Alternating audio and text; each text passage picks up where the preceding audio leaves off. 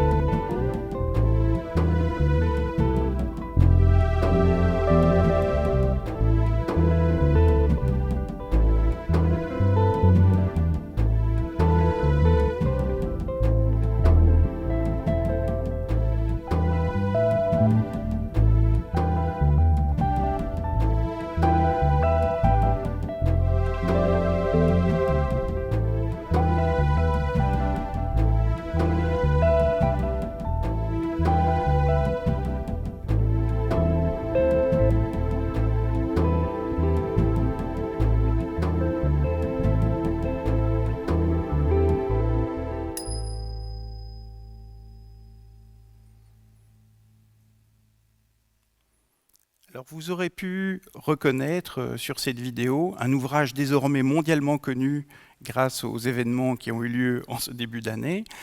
Il y a même quelqu'un qui m'a demandé en voyant les images si c'était des images de synthèse. Non, non, c'est vrai, la modernisation de la traversée de Tournai, c'est fait.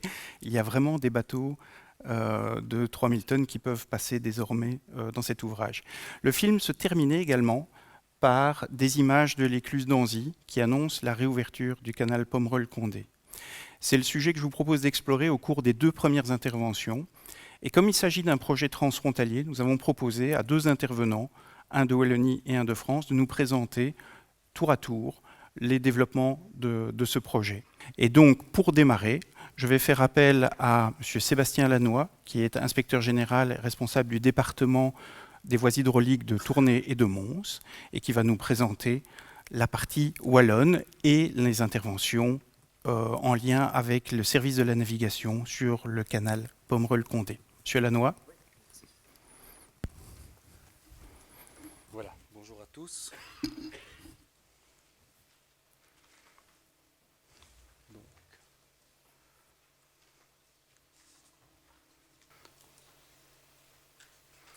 Voilà, donc comme annoncé, je vais vous parler de la réouverture du canal du Pomerol-Condé et des impacts pour la navigation.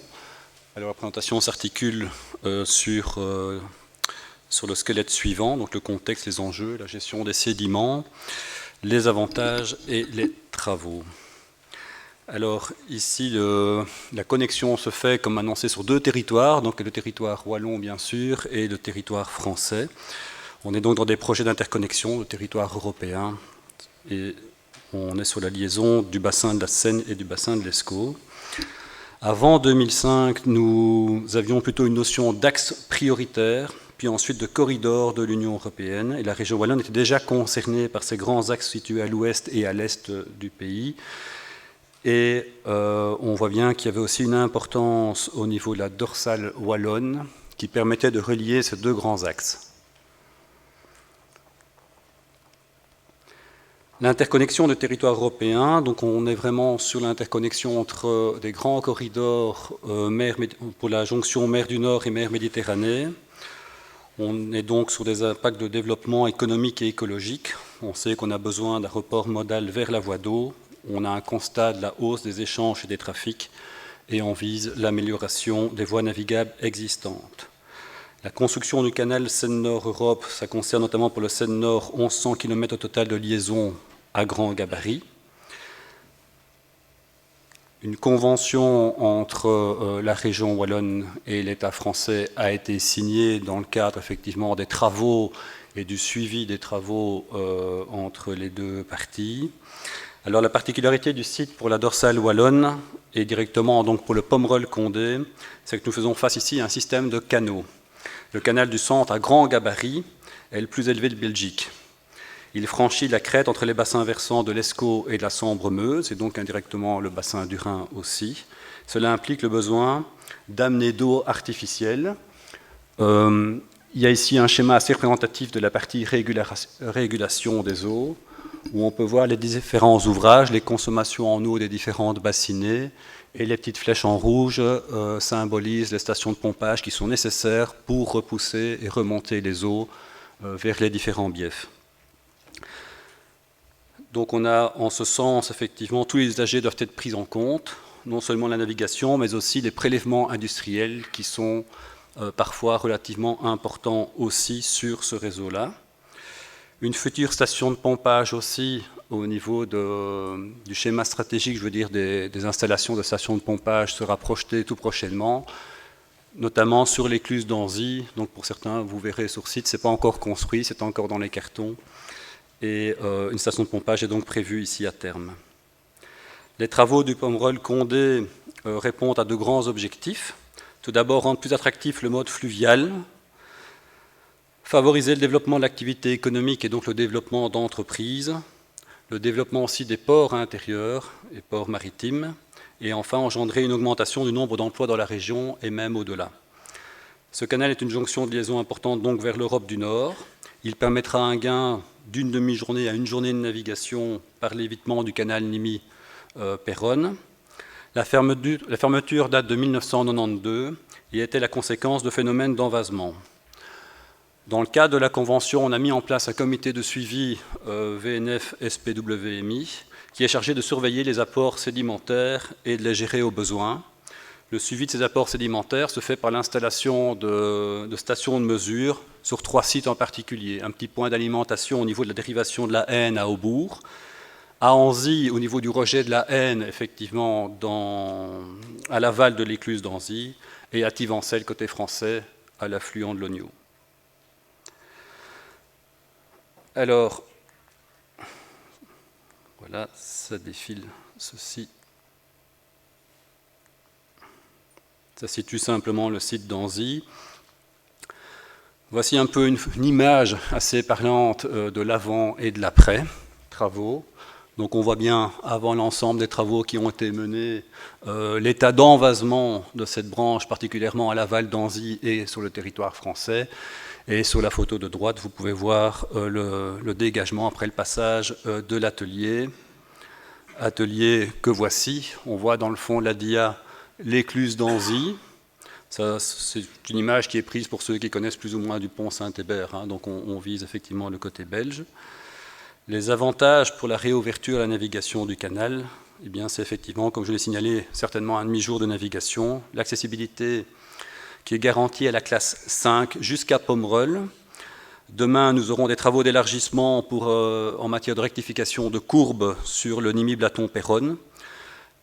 On va travailler par secteur sur ces chantiers, de sorte à pouvoir permettre la navigation pendant ces phases de travaux sur à minima la classe 4, avec un alternat à minima.